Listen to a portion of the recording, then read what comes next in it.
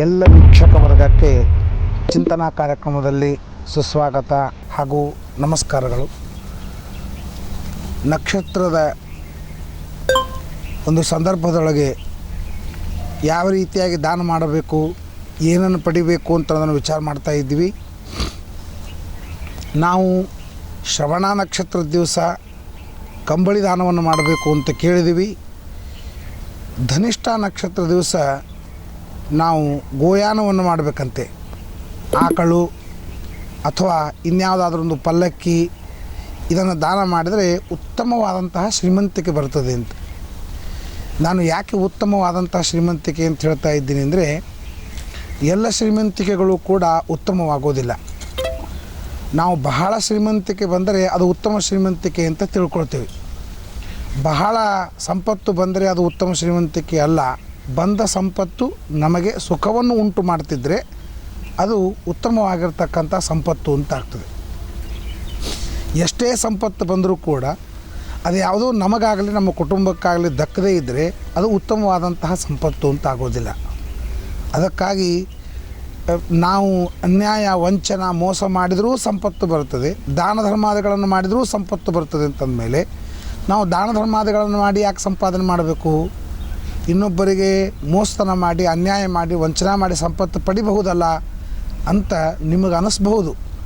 ಆದರೆ ಸಂಪತ್ತು ಅದರಿಂದ ಪಡೀಲಿಕ್ಕಾಗೋದಿಲ್ಲ ಅಂತಿಲ್ಲ. 4 ಜನ ಕೂಡಿ ಒಂದು ಮನೆ ಹೊಕ್ಕು ಅವ್ರನ್ನ ಹೊಡೆದು ಬಡಿದು ಅವ್ರ ಸಂಪತ್ತನ್ನು ತಂದು ಭೋಗ ಮಾಡ್ಬೋದು, ಇಲ್ಲ ಅಂತ ನಾನು ಹೇಳೋದಿಲ್ಲ. ಆದರೆ ಅದು ಯಾವಾಗಲೂ ಸಂತೋಷವನ್ನು ಉಂಟು ಮಾಡೋದಿಲ್ಲ, ಅದು ದಕ್ಕುವುದಿಲ್ಲ. ನಮ್ಮ ಭಾಷಾದೊಳಗೆ ಹೇಳ್ಬೇಕು ಅಂದರೆ ದಕ್ಕುವುದಿಲ್ಲ. ಅದಕ್ಕಾಗಿ ನಾವು ದಾನ ಮತ್ತು ಧರ್ಮವನ್ನು ಮಾಡಿ ಏನು ಸಂಪಾದನೆ ಮಾಡಿ ಶ್ರೀಮಂತರಾಗ್ತೇವೆ ಅದು ಉತ್ತಮವಾದಂತಹ ಶ್ರೀಮಂತಿಕೆ. ಈ ರೀತಿಯಾಗಿ ನಾವು ಉತ್ತಮವಾದ ಶ್ರೀಮಂತಿಕೆಯನ್ನು ಪಡಿಬೇಕು.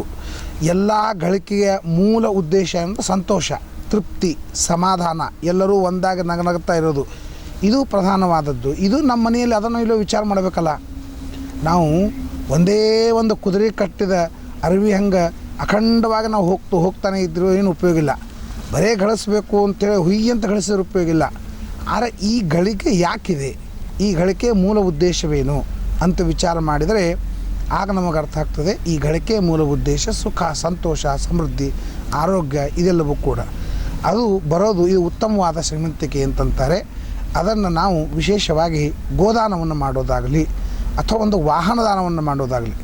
ಈ ವಾಹನ ಅಂದರೆ ದೇವರಿಗೆ ವಾಹನ, ರಥ ಆಗಿರಬಹುದು, ಪಲ್ಲಕ್ಕಿ ಆಗಿರಬಹುದು, ದೇವರಿಗೆ ವಾಹನದ ಸೇವೆಯನ್ನು ಮಾಡಬೇಕು. ನಮ್ಮ ಮನೆಯೊಳಗೆ ಎಲ್ಲರಿಗೂ ವಾಹನ ಇದೆ, ಪ್ರತಿಯೊಬ್ಬರಿಗೂ ಕಾರು, ಪ್ರತಿಯೊಬ್ಬರಿಗೂ ಬೈಕು, ಪ್ರತಿಯೊಬ್ಬರಿಗೂ ಎಲ್ಲನೂ. ಆದರೆ ದೇವರಿಗೆ ಮಾತ್ರ ಯಾವ ವಾಹನವೂ ಇಲ್ಲ, ತೊಟ್ಟಿಲವೂ ಇಲ್ಲ. ಅದರಿಂದ ದೇವರಿಗೆ ವಾಹನ ಸೇವೆ ಮಾಡೋದು ವಿಶೇಷವಾಗಿ ಶ್ರೀಮಂತಿಕೆಗೆ ಕಾರಣವಾಗ್ತದೆ. ಅದಕ್ಕಾಗಿ ಹೇಳ್ತಾರೆ, ಧನಿಷ್ಠ ನಕ್ಷತ್ರ ದಿವಸ ಗೋದಾನವನ್ನಾಗಲಿ ಅಥವಾ ವಾಹನ ದಾನವನ್ನಾಗಲಿ ಮಾಡಿದರೆ ಅವನಿಗೆ ಉತ್ತಮವಾದಂಥ ಶ್ರೀಮಂತಿಕೆ ಸಿಗ್ತದೆ. ಅದರ ಜೊತೆಗೆ ದೇಹ ಸುಗಂಧವಾಗಬೇಕು ಅಂತ. ಇದು ಒಂದು ಜಗತ್ತಿನೊಳಗೆ ಎಲ್ಲರಿಗೂ ದೊಡ್ಡದಾದಂಥ ಸಮಸ್ಯೆಯಾಗಿದೆ. ದೇಹದ ದೌರ್ಗಂಧ್ಯ, ದೇಹದಲ್ಲಿ ದುರ್ಗಂಧ ಉತ್ಪಾದನೆ ಆಗ್ತದೆ, ಅದು ಇನ್ನೊಬ್ಬರಿಗೆ ತೊಂದರೆ ಆಗ್ತದೆ. ಅದಕ್ಕಾಗಿ ಈ ಸುಗಂಧವಾದಂತಹ ದೇಹವನ್ನು ಪಡಿಬೇಕು ಅಂತ. ಆಶ್ಚರ್ಯ ನೋಡ್ರಿ, ನಮ್ಮ ವಿಜ್ಞಾನ ದೇಹದ ದುರ್ಗಂಧವನ್ನು ಮುಚ್ಚಿ ಹಾಕಲಿಕ್ಕಾಗಿ ಇನ್ನೊಂದು ಸುಗಂಧವನ್ನು ನಿರ್ಮಾಣ ಮಾಡ್ತು. ಇನ್ನೊಂದು ಆ ಮೈಗೆಲ್ಲ ಸುಗಂಧವಾದದ್ದನ್ನು ಬಡ್ಕೋತಾರೆ, ಅದು ಸುಗಂಧ ವಾಸ ಬರ್ತದೆ. ಆದರೆ ಮೈ ದುರ್ಗಂಧ ಹೋಗಂಗಿಲ್ಲ. ಆ ದುರ್ಗಂಧ ಹೋಗುವ ಔಷಧವನ್ನು ಇನ್ನೂ ಕಂಡು ಹಿಡಿದಿಲ್ಲ. ಆ ದುರ್ಗಂಧವನ್ನು ಮುಚ್ಚಿ ಹಾಕತಕ್ಕಂತಹ ಮತ್ತೊಂದು ಸುಗಂಧವನ್ನು ಕಂಡು ಹಿಡಿದಿದ್ದಾರೆ. ಆದರೆ ನಮ್ಮ ಪ್ರಕೃತಿಯಲ್ಲಿದು ಸ್ವಾಭಾವಿಕವಾಗಿ ಬಂದಿದೆ. ನೀವು ಭೂಮಿಯ ಕೆಂಪು ಮಣ್ಣು ಏನಿದೆ, ಆ ಕೆಂಪು ಮಣ್ಣನ್ನು ದಿನಾ ಮೈಗೆ ಹಚ್ಕೊಂಡು 1 ತಿಂಗಳ ತನಕ ಮೈಗೆ ಹಚ್ಕೊಂಡ್ರೆ ಈ ಮೈಯ ಸಂಪೂರ್ಣ ದುರ್ಗಂಧ ಹೊರಟು ಹೋಗ್ತದೆ ಅಂತ. ಯಾಕೆಂದರೆ ದಿನ ಮೃತ್ತಿಕಾ ಸ್ನಾನ ಮಾಡಬೇಕು. ಆ ಮೃತ್ತಿಕಾದೊಳಗೆ, ಆ ಮಣ್ಣದೊಳಗೆ ಆ ಮಹತ್ವ ಇದೆ. ಯಾವ ಔಷಧದಿಂದಲೂ ಪರಿಹಾರವಾಗದೇ ಇದ್ದಂಥ ಔಷಧ ಮಣ್ಣಿನೊಳಗಿದೆ. ಅದಕ್ಕೆ ಬ್ರಹ್ಮದತ್ತಾಸ್ಯ ಕಾಶ್ಯಪೇನಾಭಿಮಂತ್ರಿತ ಅಂತ. ಮೃತ್ತಿಕೆ ದೇಹಿಮೇ ಪುಷ್ಟಿಂ ತ್ವಯಿ ಸರ್ವಂ ಪ್ರತಿಷ್ಠಿತಂ. ನನಗೆ ಪುಷ್ಟಿಯನ್ನು ಕೊಡು, ನಿನ್ನಲ್ಲಿ ಎಲ್ಲ ಇದೆ, ಎಲ್ಲ ತರಹದ ಔಷಧ ನಿನ್ನ ಹತ್ರ ಇದೆ ಅಂತ ವೇದ ಹೇಳ್ತಾ ಇದೆ. ಆ ರೀತಿಯಾಗಿ ದೇಹ ಸುಗಂಧವಾಗಬೇಕು. ಸುಗಂಧವಾದಂಥ ದೇಹ ಜನ್ಮಾಂತರಕ್ಕೂ ನಮಗೆ ಸಿಗಬೇಕು ಅಂತ ಆಗಿದ್ದರೆ ಶತತಾರ ನಕ್ಷತ್ರ ದಿವಸ ಸುಗಂಧವಾಗಿರ್ತಕ್ಕಂಥ ದ್ರವ್ಯದಾನ ಮಾಡಬೇಕು. ಸೇಂಟು, ಗಂಧ, ಅಗರಬತ್ತಿ ಈ ಎಲ್ಲ ಸುಗಂಧ ದ್ರವ್ಯಗಳನ್ನು ದಾನ ಮಾಡೋಣದರಿಂದ ದೇಹಕ್ಕೆ ಸೌಗಂಧ ಪ್ರಾಪ್ತಿಯಾಗ್ತದೆ. ಸುಗಂಧವಾದಂತಹ ದೇಹವನ್ನು ಜನ್ಮಾಂತರದಲ್ಲಿ ಪಡಿತಾನೆ. ಅದಕ್ಕಾಗಿ ಈ ಶತತಾರ ನಕ್ಷತ್ರದ ವಿಶೇಷವಾದಂಥ ಸುಗಂಧ ದ್ರವ್ಯಗಳನ್ನು ಮಾಡಬೇಕು. ಈಗ ನಮಗೆ ಸಾಮಾನ್ಯವಾಗಿ ಕೆಲವು ಸಿಕ್ಕಿವೆ, ಕೆಲವು ಸಿಕ್ಕಿಲ್ಲ. ನಾವು ಈ ಜನ್ಮದೊಳಗೆ ಪಡೆದಾಗ ಕೆಲವು ದೇಹದ ಗುಣಗಳು ಸಿಕ್ಕಿವೆ, ಕೆಲವು ದೇಹದ ಗುಣಗಳು ಸಿಕ್ಕಿಲ್ಲ. ಕೆಲವರಿಗೆ ಸೌಂದರ್ಯ ಸಿಕ್ಕಿದೆ, ಬಣ್ಣ ಸಿಕ್ಕಿಲ್ಲ. ಕೆಲವರಿಗೆ ಉತ್ತಮವಾದ ಬಣ್ಣ ಸಿಕ್ಕಿದೆ, ಸೌಂದರ್ಯ ಸಿಕ್ಕಿಲ್ಲ. ಕೆಲವರು ಸೌಂದರ್ಯವೂ ಸಿಕ್ಕಿದೆ, ಬಣ್ಣ ಸಿಕ್ಕಿದೆ, ಹೈಟ್ ಸಿಕ್ಕಿಲ್ಲ. ಇನ್ನು ಹೈಟು ಸಿಕ್ಕಿದೆ, ಎಲ್ಲವೂ ಸಿಕ್ಕಿದೆ, ಸ್ಟ್ರಕ್ಚರ್ ಸಿಕ್ಕಿಲ್ಲ. ಹೀಗೆ ಒಂದಿಲ್ಲ ಒಂದು ದೋಷಗಳು ನಮ್ಮ ದೇಹದಲ್ಲಿ ಇವೆ. ಅದಕ್ಕೆ ಎಲ್ಲ ರೀತಿಯಿಂದಲೂ ಪರಿಪೂರ್ಣವಾದಂತಹ ದೇಹವನ್ನು ಪಡಿಬೇಕು ಅಂತನ್ನೋದಕ್ಕಾಗಿ ನಾವು ಈ ತರಹದ ದಾನಗಳನ್ನು ಮಾಡಬೇಕು ಅಂತ ಹೇಳ್ತಾರೆ. ಶತತಾರ ನಕ್ಷತ್ರ ದಿವಸ ಒಂದು ಗಂಧವನ್ನು ಅಥವಾ ಸುಗಂಧ ದ್ರವ್ಯಗಳನ್ನು ದಾನ ಮಾಡೋಣದರಿಂದ ನಮ್ಮ ದೇಹ ಸುಗಂಧವಾಗ್ತದೆ. ಅದರಂತೆ ಪೂರ್ವಭಾದ್ರಪದ ನಕ್ಷತ್ರ ದಿವಸ ಮತ್ತು ಸಾಸ್ವಿ ದಾನವನ್ನು ಮಾಡಬೇಕಂತ. ಸಾಸ್ವಿ ದಾನ ಮಾಡೋದ್ರಿಂದ ಏನಾದರೂ ರೋಗಗಳು ಉಂಟಾಗಿದ್ದರೆ ಆ ರೋಗವೆಲ್ಲ ಪರಿಹಾರವಾಗಿ ಸುಖವಾಗ್ತವೆ ಅಂತ. ಕೆಲವು ಏನಿದೆ ಅಂದರೆ ರೋಗ, ನಾನು ಹೇಳ್ತಿರ್ತೇನೆ ಮೇಲಿನ ಮೇಲೆ, ರೋಗ ಬರೋದು ಎರಡು ರೀತಿಯಿಂದ. ಒಂದು ಅಪಥ್ಯದಿಂದ, ಇನ್ನೊಂದು ಅಪರಾಧದಿಂದ. ಅಪಥ್ಯದಿಂದ ಏನು ರೋಗ ಬರ್ತದೆ ಅದು ಔಷಧದಿಂದ ಪರಿಹಾರ ಆಗಿಬಿಡ್ತದೆ. ಆದರೆ ಅಪರಾಧ ಮಾಡಿದ್ದಕ್ಕಾಗಿ ಏನು ರೋಗ ಬರ್ತದೆ ಅದು ಎಂದೆಂದಿಗೂ ಪರಿಹಾರವಾಗೋದಿಲ್ಲ. ಶರ್ಯಾತಿ ಅಂತ ಒಬ್ಬ ರಾಜ ಇದ್ದ, ಅವನ ಮಗಳು ಸುಕನ್ಯಾ ಅಂತ. ಅವರೆಲ್ಲರೂ ಕೂಡ ಸೇರಿ ವನಭೋಜನ ಮಾಡಬೇಕು ಅಂತ ಹೋಗಿದ್ದರು. ಆ ವನಭೋಜನಕ್ಕೆ ಹೋದಾಗ ಅಲ್ಲಿ ಒಂದು ಹುತ್ತು ನೋಡ್ತಾಳೆ ಸುಕನ್ಯಾ. ಹುತ್ತು ನೋಡಿದಾಗ ಆ ಹುತ್ತಿನೊಳಗೆ ಒಂದು ಸಣ್ಣ ಲೈಟ್ ಬರ್ತಿರ್ತದೆ ತೂತಿನೊಳಗೆ. ಆ ಸಣ್ಣ ಲೈಟ್ ಬಂದಾಗ ಇದೇನು ಲೈಟ್ ಅಂತ ನೋಡ್ತಾಳೆ. ಸಣ್ಣ ಕಡ್ಡಿ ತೊಗೊಂಡು ಚುಚ್ಚುತ್ತಾಳೆ. ಚುಚ್ಚಿದಾಗ ಆ ಕಣ್ಣಿನಿಂದ ರಕ್ತ ಬರ್ತದೆ. ಅದು ಚವನ ಋಷಿಗಳ ಕಣ್ಣಿನ ತೇಜಸ್ಸು ಇರ್ತದೆ. ಆ ಚುಚ್ಚಿದ್ದಕ್ಕಾಗಿ ರಕ್ತ ಬರ್ತದೆ. ಆಮೇಲೆ ಗಾಬರಿಯಾಗಿ ಬಿಟ್ಟು ಹೋಗ್ಬಿಡ್ತಾಳೆ. ಬಿಟ್ಟು ಹೋದ ಕ್ಷಣ ಎಲ್ಲರಿಗೂ ಉದರ ರೋಗ, ಹೊಟ್ಟೆ ನೋವು. ಎಲ್ಲರೂ ಊಟಕ್ಕೆ ಕೂತರು. ನಮಗೆ ಊಟ ಬೇಡ ಅಂತ ಮಾಡಿದ್ದೆಲ್ಲ ಹಾಳಾಯಿತು. ಯಾಕೆ? ವೈದ್ಯರೆಲ್ಲ ಬಂದರು, ಎಲ್ಲರೂ ಹೊಟ್ಟೆ ಪರೀಕ್ಷೆ ಮಾಡಿದರು. ವೈದ್ಯರಂತಾರೆ ನಮಗಂತೂ ನಾರ್ಮಲ್ ಕಾಣಿಸ್ಲಿಕ್ಕೆ, ಇದರೊಳಗೆ ಏನೇನೇನೇನೂ ದೋಷಗಳಿಲ್ಲ, ಆದರೆ ಎಲ್ಲರಿಗೂ ರೋಗ ಬರ್ತಾಯಿದೆ. ಆಗ ಡಾಕ್ಟರ್ಸ್ ಹೇಳ್ತಾರೆ, ಆಗಿನ ಡಾಕ್ಟ್ರು ಎರಡೂ ಓದ್ತಿದ್ರು ಅಂತ ಅನ್ನೋದಕ್ಕೆ ಹೇಳ್ತಾರೆ. ಅವ್ರೇನು ಹೇಳ್ತಿದ್ರು ಅಂತಂದರೆ, ನೋಡು ಈ ರೀತಿಯಾಗಿದೆ, ಅಪಥ್ಯದಿಂದ ಬಂದಂಥ ಹೊಟ್ಟೆ ನೋವು ಏನಿದೆ ಅದು ನಾವು ಔಷಧ ಕೊಡ್ಬೋದು, ನಮಗೆ ಗೊತ್ತಾಗ್ತದೆ. ಆದರೆ ಅಪರಾಧ ಮಾಡಿದ್ದಕ್ಕಾಗಿ ಏನು ಉದರ ರೋಗ ಬಂದಿದೆ ಅದನ್ನು ಪರಿಹಾರ ಮಾಡಲಿಕ್ಕೆ ಆಗೋದಿಲ್ಲ. ಇದು ಅಪಥ್ಯದಿಂದ ಬಂದಂತಹ ಉದರ ರೋಗವಲ್ಲ, ಇದು ಅಪರಾಧದಿಂದ ಬಂದಂತಹ ಉದರ ರೋಗವಿದೆ. ಅದಕ್ಕಾಗಿ ಯಾರು ಅಪರಾಧ ಮಾಡಿದ್ದೀರಿ ಅಂತಂದಾಕ್ಷಣ ಸುಕನ್ಯಾ ಹೇಳ್ತಾಳೆ, ನಾನು ಹಿಂಗೆ ಹೋಗಿದ್ದೆ, ಕಡ್ಡಿ ಚುಚ್ಚಿದೆ, ರಕ್ತ ಬಂತು, ಈ ಅಪರಾಧ ಆಗಿದೆ ಅಂತಂದಾಕ್ಷಣ ಮತ್ತೆ ಎಲ್ಲರೂ ಕೂಡ ಹೋಗಿ ಆ ಚವನ ಋಷಿಗಳ ಹತ್ರ ಹೋಗ್ತಾರೆ. ಚವನ ಋಷಿಗಳು ಆ ಸುಕನ್ಯಾನ ಮದುವೆಯಾಗಿ ಪ್ರಾಯಶ್ಚಿತ್ತ ಮಾಡಿಕೊಳ್ಳ್ರಿ ಅಂತ ಈ ರೀತಿಯಾಗಿ ಹೇಳ್ತಾರೆ. ಹೀಗೆ ಜಗತ್ತಿನೊಳಗೆ ಎರಡು ತರಹದ ರೋಗಗಳಿವೆ, ಅಪರಾಧ ಮತ್ತು ಅಪಥ್ಯ. ಈ ಎರಡೂ ರೋಗಗಳನ್ನು ಪರಿಹಾರ ಮಾಡಬೇಕು ಅಂತಂದರೆ ಔಷಧವೂ ಬೇಕು ಮತ್ತು ಈ ತರಹದ ದಾನ ಧರ್ಮಗಳು, ಪುಣ್ಯ ಕಾರ್ಯಗಳು ಅದು ಬೇಕು. ಎರಡೂ ಮಾಡಿದಾಗ ಮಾತ್ರ ಅವುಗಳು ಪರಿಹಾರವಾಗ್ತಾಯಿದೆ.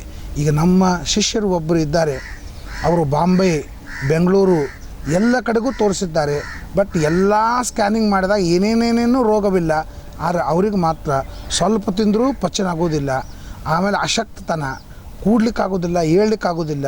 ಯಾಕಂತ ಇನ್ನೂ ತನಕ ಯಾವ ಡಾಕ್ಟ್ರು ಏನೂ ಹೇಳಲಿಕ್ಕೆ ತಯಾರಿಲ್ಲ ಅಂದರೆ ಅವ್ರಿಗೆ ಗೊತ್ತಾಗ್ತಾನೇ ಇಲ್ಲ. ಅದು ಎಲ್ಲ ನಾರ್ಮಲ್ ಇದೆ, ಪ್ರತಿಯೊಂದು ಆಪಾದ ಮೌಲ್ಯ ಪರ್ಯಂತರವಾಗಿ ಎಲ್ಲವೂ ಕೂಡ ಮತ್ತು ನಾರ್ಮಲ್ ಇದೆ. ಇದೇ ನೋಡಿರಿ, ಅಪರಾಧದಿಂದ ಬಂದಂತಹ ಇದು ರೋಗ ಅಂತಂತಾರೆ. ಯಾವ ಅಪರಾಧದಿಂದ ಏನು ರೋಗ ಬಂದಿದೆ ಗೊತ್ತೇ ಇಲ್ಲ. ಬಟ್ ಆ ಅಪರಾಧ ಕಂಡು ಹಿಡಿಬೇಕು. ಆ ಅಪರಾಧ ಕಂಡು ಹಿಡಿದು ಅದಕ್ಕೆ ಔಷಧ ಪರಿಹಾರ. ಅದಕ್ಕೇ ಕುಂಡಲಿ ತೋರಿಸ್ತಾರೆ. ಕುಂಡಲಿಯೊಳಗೆ ಯಾವ ಅಪರಾಧದಿಂದ ನಿನಗೆ ಈ ರೀತಿಯಾಗಿ ಆಗಿದೆ ಅಂತ ಗೊತ್ತಾಗ್ತದೆ. ಆ ಅಪರಾಧಕ್ಕೆ ತಕ್ಕಂತೆ ಪ್ರಾಯಶ್ಚಿತ್ತ ಅಂತನೋ ಔಷಧವನ್ನು ಹೇಳ್ತಾರೆ, ಅದನ್ನು ಮಾಡ್ಕೊಳ್ಬೇಕಾಗ್ತದೆ. ಆ ರೀತಿಯಾಗಿ ರೋಗದಿಂದ ದುಃಖವಾಗ್ತಾ ಇರ್ತದೆ. ಆ ರೋಗದಿಂದ ಬಂದಂಥ ದುಃಖವನ್ನು ಪರಿಹಾರ ಮಾಡಲಿಕ್ಕಾಗಿ ನಾವು ವಿಶೇಷವಾಗಿ ಪೂರ್ವಭಾದ್ರಪದ ದಿವಸ ಸಾಸಿವೆಯನ್ನು ದಾನ ಮಾಡಬೇಕು ಅಂತ ಹೇಳ್ತಾರೆ. ಜೊತೆಗೆ ಇನ್ನೊಂದು ಅಂತಂದರೆ ಮತ್ತೊಂದು ಇಷ್ಟಾರ್ಥ ಸಿದ್ಧಿ, ಅಂದರೆ ನಮಗೆ ತಕ್ಷಣ ಆದಷ್ಟು ಬೇಗನೆ ನಮಗೆ ಕೆಲಸ ಆಗಬೇಕು ಅಂತ ಅದೊಂದು ಆಶ್ಚರ್ಯ ಇರ್ತದೆ.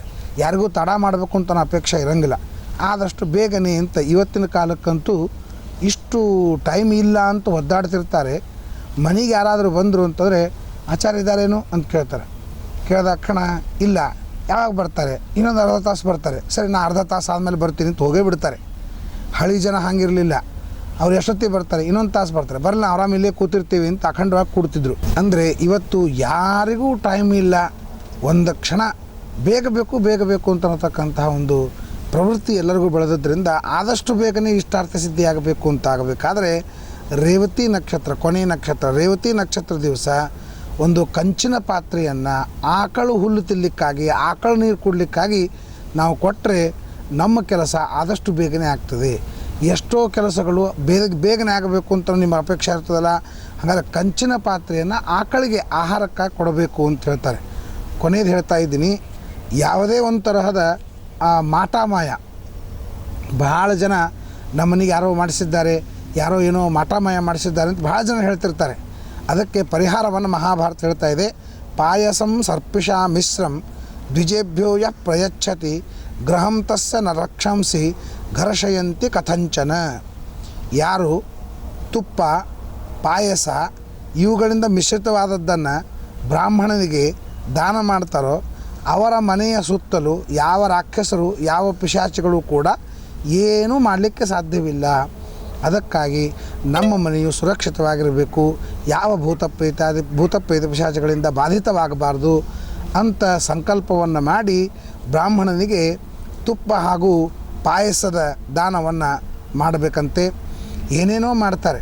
ಕೆಲವರಂತೂ ಸುಮ್ಮನೆ ತಿಳ್ಕೊಂಡಿರ್ತಾರೆ, ನಮ್ಮ ಮನೆಗೆ ಯಾರೋ ಮಾಡಿಸ್ಯಾರ, ಯಾರೂ ಮಾಡಿಸಿರಂಗಿಲ್ಲ. ಒಂದು ಮಾತು ನೀವು ತಿಳ್ಕೊಳ್ರಿ, ಯಾರೇ ಮಾಡಿಸ್ಬೇಕಾದ್ರೆ ಅವ್ರಿಗೆ ಧೈರ್ಯ ಬೇಕು. ಯಾಕೆ ಅಂತಂದರೆ ಅಕಸ್ಮಾತ್ತಾಗಿ ಹೆಚ್ಚು ಕಡಿಮೆ ಆಯಿತು ಅಂತಂದರೆ ಅದು ತಿರುಗಿ ಅವನಿಗೆ ಉಲ್ಟಾ ಹೊಡಿತಿರ್ತದೆ. ಯಾರಿಗೆ ಬೇಕಾಗಿದೆ ರಿಯಾಕ್ಷನ್ ಆಗಬೇಕು ಅಂತನ್ನೋದು ಯಾರಿಗೆ ಬೇಕಾಗಿದೆ?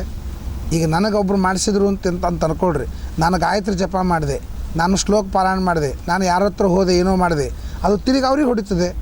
ಅದಕ್ಕೆ ಅವನು ವಿಚಾರ ಮಾಡ್ತಾನೆ, ಮಾಡಿಸೋನು ಕೂಡ ವಿಚಾರ ಮಾಡ್ತಾನೆ, ನಾನು ಮಾಡಿಸಿದ್ರೆ ಇವತ್ತು ನಾಳೆ ಅವನು ಏನಾದರೂ ಪರಿಹಾರ ಮಾಡ್ಕೊಂಡು ನನಗೆ ಬಡ್ಕೋತದಲ್ಲ ಅಂತ ವಿಚಾರ ಮಾಡ್ತಾನೆ.